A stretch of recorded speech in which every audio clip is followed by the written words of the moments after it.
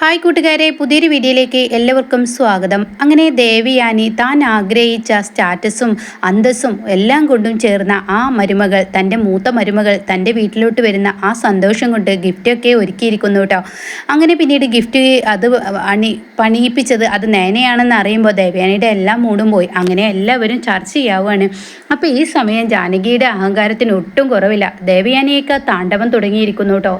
ഓരോ ദിവസവും ജാനകി ചെല്ലും തോറും ദേവയാനി ഒന്നുമല്ല എന്ന് തെളിയിച്ചും കൊണ്ടിരിക്കുകയാണ്.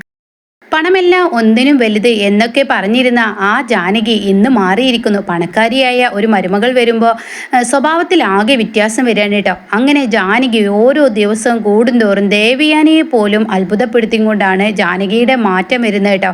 അപ്പോൾ ജലജക്കാണെങ്കിൽ ഒത്തിരി സന്തോഷമാവുകയാണ്. താൻ വിചാരിച്ചതുപോലെ ഇനി ഇവിടെ ഒരു വഴക്ക് നടക്കും, ഇതിൽ കുറച്ച് എരി കൂടി കയറ്റി കൊടുത്തു കഴിഞ്ഞാൽ തീർച്ചയായും അവർ തമ്മിൽ തെറ്റും, ഈ അനന്തപുരി പിന്നെ എനിക്ക് സ്വന്തം എന്നൊക്കെ അങ്ങ് മനസ്സിൽ ജലജ കൂട്ടിയിരിക്കുന്നു. എന്നാൽ ഇവിടെ എല്ലാവരെയും ഞെട്ടിപ്പിച്ചും കൊണ്ടാണ് ഇനി നവ്യയുടെ പെരുമാറ്റം വരുന്നത് കേട്ടോ. നവ്യ ഒരു ഒന്നൊന്നര പെരുമാറ്റം തന്നെയായിരിക്കും. അങ്ങനെ ഇനി അഭിയെയും ജലജയെയും ഇട്ട് കഷ്ടപ്പെടുത്തുന്ന ആ ഒരു എപ്പിസോഡായിരിക്കും ഇനി കല്യാണം കഴിയുമ്പോഴത്തേന് കേട്ടോ. അങ്ങനെ എല്ലാവരും അണിഞ്ഞൊരുങ്ങി നല്ല അടിപൊളി കല്യാണത്തിനും ഇങ്ങനെ വരികയാണ്. ഈ സമയം ജാനകിയാണെങ്കിലും നന്ദു എവിടെ, കെട്ടിലമ്മ എണീറ്റിട്ടുണ്ടാവില്ല എന്നൊക്കെ ഇങ്ങനെ ദേവയാനി പറയുന്ന സമയത്ത് അവിടെ നയനയാണ് ദേവയാനി ഇത് പറയുന്നത്. അപ്പോൾ ഈ സമയം നന്ദുവിനെ കുറ്റപ്പെടുത്തിയിട്ട് അവിടെ വേറൊന്നും കൂടി ഉണ്ടല്ലോ, മൂന്നാമത്തെ മരുമകളെ ഇവിടെ ആക്കാന്നുള്ള ഒരു ഉദ്ദേശമൊക്കെ ഉണ്ടാവും എന്നൊക്കെയുള്ള പറച്ചിലൊക്കെ ആയിട്ടോ. അങ്ങനെ ഈ സമയം അവരെ വിളിച്ചുകൊണ്ട് വാടി എന്നിങ്ങനെ അവിടെ ജലജ പറയുകയാണ് കേട്ടോ നവ്യയോട്. അപ്പോൾ നവ്യ അടുത്തേക്ക് പറയണേ, എന്നെ കൊണ്ടൊന്നും പറ്റില്ല, നിങ്ങൾ പോയി വേണമെങ്കിൽ വിളിച്ചോ എന്ന് പറഞ്ഞ് മുഖത്തടിക്കുന്ന പോലെ മറുപടി പറയണേ. അപ്പോൾ ഈ സമയം കണ്ടില്ലേ, നിങ്ങൾ കണ്ടില്ല അവളുടെ താണ്ഡവം, അവൾക്ക് ഭയങ്കര അഹങ്കാരം കൂടിയിരിക്കുന്നു, ഇല്ലാത്തതെന്ന് വന്നവളാണ്, എന്നാൽ ഉള്ള പെരുമാറ്റം പോലെയാണ് അവളുടെയൊക്കെ എന്ന് പറയാൻ കേട്ടോ. അപ്പോൾ ഇത് കേൾക്കുമ്പോൾ ദേവേനി പറയാം, അതിൻ്റെയൊക്കെ കുഴപ്പം നീയാണ്, നിൻ്റെ മരുമകളെ നീ ഒതുക്കി നിർത്തണമായിരുന്നു, അവളുടെ മുന്നിൽ നീ തലകുനിച്ച് നിൽക്കുന്നതുകൊണ്ടാണ് നിനക്ക് അവളുടെ വായിലിരുന്ന് കേൾക്കുന്നത്. എന്നാൽ ഞാൻ പറയുന്ന പാവയായി എൻ്റെ മരുമകൾ എന്ന് പറയാൻ പറ്റില്ല, ഇവിടെയുള്ള വേലക്കാരി നിൽക്കുന്നത് കണ്ടില്ലേ എന്ന് പറയാം കേട്ടോ. അപ്പോൾ ഇത് കേൾക്കുന്ന അവളെ ഞാൻ വല്ലാതെ അങ്ങ് സ്നേഹിച്ചിരുന്നു, ഇപ്പോഴാണ് അവൾ എന്താണെന്നുള്ള ഏട്ടത്തി പറഞ്ഞപ്പോഴാണ് എനിക്ക് മനസ്സിലായത്. ആദ്യത്തിൽ അവളൊരു പാവമാണ്, പക്ഷെ ഓരോരുത്തർമാരുടെ ഉള്ളിലിരിപ്പ്, കനകത്തിൻ്റെ മക്കളുടെ ഉള്ളിലിരിപ്പ് ഏട്ടത്തി പറഞ്ഞത് പോലെ പണം കണ്ടു വന്നവരാണെന്ന് എനിക്ക് മനസ്സിലായി എന്നൊക്കെ പറയാൻ കേട്ടോ. എന്തായാലും അനാമിക മോള്, അവൾക്ക് പണത്തിനോടോ ഒന്നിനോടോ ഒരു ആർത്തിയില്ല എന്നൊക്കെ ജാനകി പറയുമ്പോൾ ശരിയാണ്, ഇതാണ് തറവാട്ടി പിറന്ന പെൺകുട്ടികളുടെ ഗുണമെന്ന് ദേവയാനിയും പറയാൻ കേട്ടോ. അങ്ങനെ പണത്തിനോട് യാതൊരു ആർത്തിയും ഒന്നും അവൾക്ക് വേണ്ട, അവളുടെ അച്ഛൻ തന്നെ ഇഷ്ടം പോലെ കൊടുക്കുന്നുണ്ട് എന്നിങ്ങനെ ജാനകി പറയുമ്പോൾ ദേവേനി പറയാണ്, ഇവിടുത്തെ 2 മരുമക്കളുണ്ടല്ലോ, അതുപോലെ ആരും കയറി വരില്ല എന്നൊക്കെയുള്ള വാക്കുകളായി. അപ്പോൾ ഈ സമയം ജലജയെ താഴ്ത്തിക്കെട്ടി ദേവയാനി സംസാരിച്ചില്ല, തൻ്റെ മരുമകളെ ഒതുക്കി നിർത്തണമെന്ന്. അപ്പോഴാണ് അബി അങ്ങോട്ടേക്ക് വരുന്നത് കേട്ടോ. അബി, അമ്മേ എവിടെ നവ്യ എന്ന് ചോദിക്കുകയാണ്. അവളെ ഇനി പോയി നോക്ക്, എനിക്ക് അവളുടെ പിന്നാലെ നടക്കലില്ല എന്ന് പറയാം കേട്ടോ. അപ്പോൾ ഈ സമയം അബിയോട് പറയാണ്, നിൻ്റെ അമ്മയെ പോലും ഇപ്പോൾ അവൾ ഭരിക്കൽ തുടങ്ങിയിരിക്കുന്നു എന്ന് ജാനകി പറയണ്ട. അപ്പോൾ അത് കേൾക്കുന്ന അബിക്ക് ദേഷ്യം പറയാം, അങ്ങനെ വിട്ടാൽ ശരിയല്ലല്ലോ, അവളെ ചോദ്യം ചെയ്തേ പറ്റുള്ളൂ എന്ന് പറയുമ്പോൾ ജലജയും പറയാം, ശരിയാണ്, അവൾക്കൊന്ന് 2 കൊടുക്കൽ കൊടുക്കണം, അവളിപ്പോൾ നിലത്തും ഒന്നല്ല, അവളുടെ നടത്തം, അവളെ വല്ല അന്തസ്സുള്ള കുടുംബത്തിൽ നിന്നും നല്ല പണമുള്ള കുടുംബത്തിൽ നിന്നും വന്ന പോലെയാണ് അവളുടെ പെരുമാറ്റം എന്നൊക്കെ പറഞ്ഞിട്ട് നവ്യയുടെ അരികിലോട്ട് ചെല്ലാണ് കേട്ടോ. ഈ സമയം നവ്യ മേക്കപ്പിന് യാതൊരു കുറവുമില്ലല്ലോ, അതുകൊണ്ട് തന്നെ നന്നായി അണിഞ്ഞൊരുങ്ങാണ്. അപ്പോഴാണ് ഡി എന്ന് പറഞ്ഞിട്ട് ജലജ വിളിക്കുന്നത് കേട്ടോ. ഇതേ സമയം നവ്യ അങ്ങ് തൂറിച്ച് നോക്കുകയാണ്. എന്താടി നീ എന്നെ ഉണ്ടക്കണ്ണ് വെച്ച് എന്നെ നോക്കുന്നതെന്ന് പറയുമ്പോൾ, എടിപ്പൊടി അത് നിങ്ങളുടെ തറവാട്ടിൽ പോയി വിളിച്ചോ, എന്നെ എടിപ്പൊടി എന്ന് വിളിക്കണ്ട എന്ന് പറയാം കേട്ടോ. അല്ല, കെട്ടിലമ്മയുടെ നടപ്പും കാട്ടിക്കൂട്ടലും കണ്ടു കഴിഞ്ഞാൽ നല്ല അന്തസ്സുള്ള കുടുംബത്തിൽ നിന്ന് വന്നതാണെന്ന് തോന്നുമല്ലോ, ഇട്ടുമൂടാനുള്ള സ്വത്തും കൊണ്ട് വന്നതാണെന്ന് തോന്നുമല്ലോ എന്ന് പറയുമ്പോൾ, അല്ല ഞാൻ നിങ്ങളോടൊരു കാര്യം ചോദിക്കട്ടെ, നിങ്ങൾക്ക് എന്ത് അന്തസ്സാണുള്ളത്, എൻ്റെ അന്തസ്സ് നിങ്ങൾക്കുണ്ടോ എന്ന് ചോദിക്കുമ്പോൾ ജലജ അവിടെ ആകെ ഞെട്ടിപ്പോയിട്ടോ. ഈ സമയം എന്താടി നീ എൻ്റെ അമ്മയെ പറഞ്ഞത്? അബി, എൻ്റെ അടുത്ത് വിരൽ ചൂണ്ടി സംസാരിക്കണ്ട, എൻ്റെ മുഖം നീ ശരിക്ക് കാണും, ഞാൻ ആരാണെന്ന് നിനക്ക് ഞാൻ പറഞ്ഞു തരേണ്ട ആവശ്യമില്ലല്ലോ. മുത്തശ്ശിൻ്റെ മുന്നിൽ നിൻ്റെ എല്ലാ കള്ളക്കളികളും, നിൻ്റെ അമ്മയുടെ കള്ളക്കളികളും ഞാൻ അങ്ങ് പൊളിക്കുമെന്ന് പറയുമ്പോൾ അബി അവിടെ പേടിച്ചു കേട്ടോ. ഇതേ സമയം നീ എന്താ എന്നെ പറഞ്ഞത്, എന്താ ഞാൻ പറഞ്ഞതിൽ എന്തെങ്കിലും തെറ്റുണ്ടോ? നിങ്ങൾ ഇവിടുത്തെ ആരാണ് സത്യത്തിൽ, നിങ്ങൾ ആരായിട്ടാണ് ഇവിടെ വളർത്തിയത്, നിങ്ങൾക്ക് എങ്ങനെയാണ് ഈ പണമുണ്ടായത്, ഈ അനന്തപുരിയിൽ വന്ന് കയറിയതിന് ശേഷം തന്നെയല്ലേ, ആദ്യം നിങ്ങൾക്ക് എന്താണ് ഉണ്ടായിരുന്നത് എന്നൊക്കെ ചോദിക്കുമ്പോൾ ആകെ ഞെട്ടിപ്പോവാണ് കേട്ടോ ജലജ.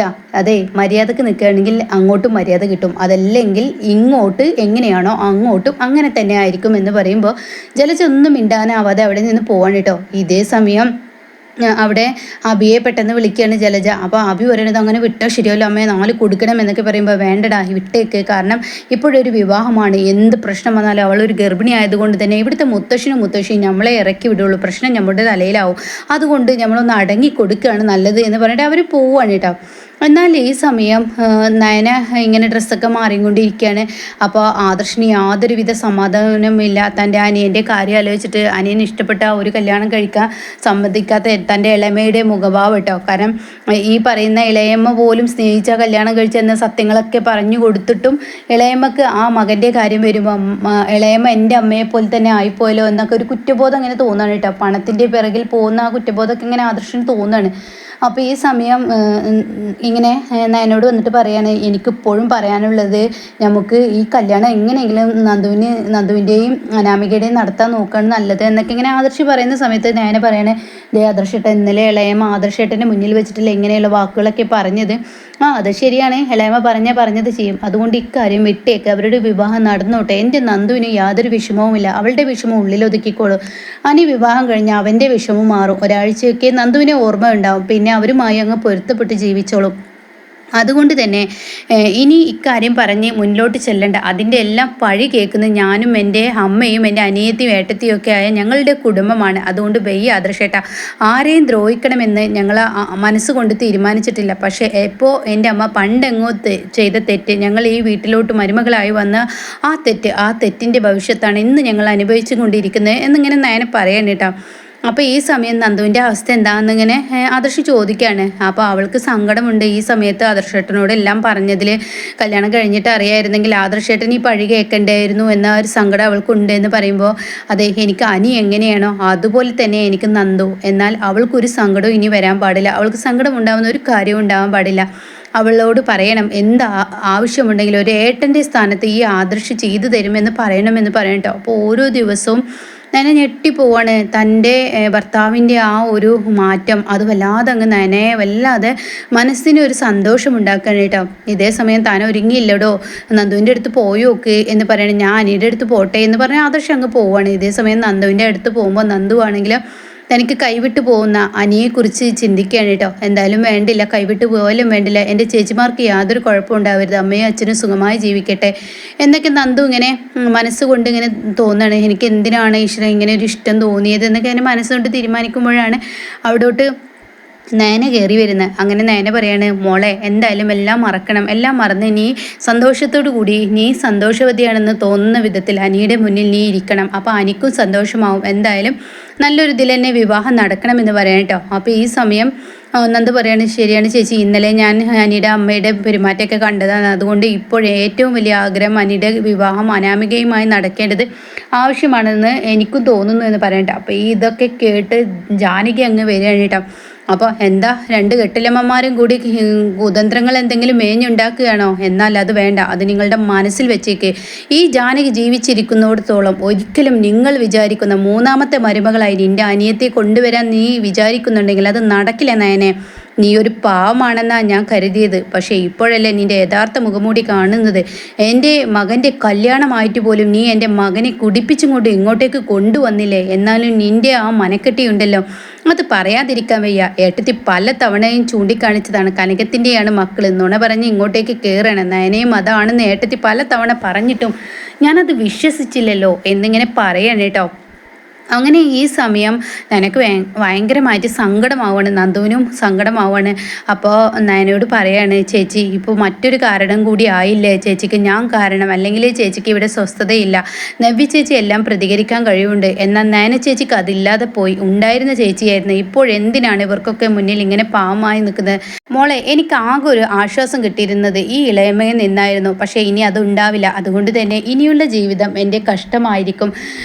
അതിന് കാരണക്കാരി ഞാനല്ലേ എന്ന് പറയുമ്പോൾ നീയല്ല, എൻ്റെ വിധിയായിരിക്കും. അനാമിക എന്ന് പറയുന്ന പെൺകുട്ടി അനിയുമായി ഒത്തൊരുമിച്ച് ജീവിച്ചാൽ മതി, അത്രയേ ഉള്ളൂ. ഇനി എന്തിൻ്റെ പേരിലാണെങ്കിലും അവർ തമ്മിൽ എന്തെങ്കിലും ഒരു പ്രശ്നം വന്നാൽ അതിൻ്റെയും പഴി ഞാനായിരിക്കും കേൾക്കേണ്ടി വരിക എന്നൊക്കെ പറഞ്ഞിട്ട് നയന സങ്കടം പറയാൻ കേട്ടോ.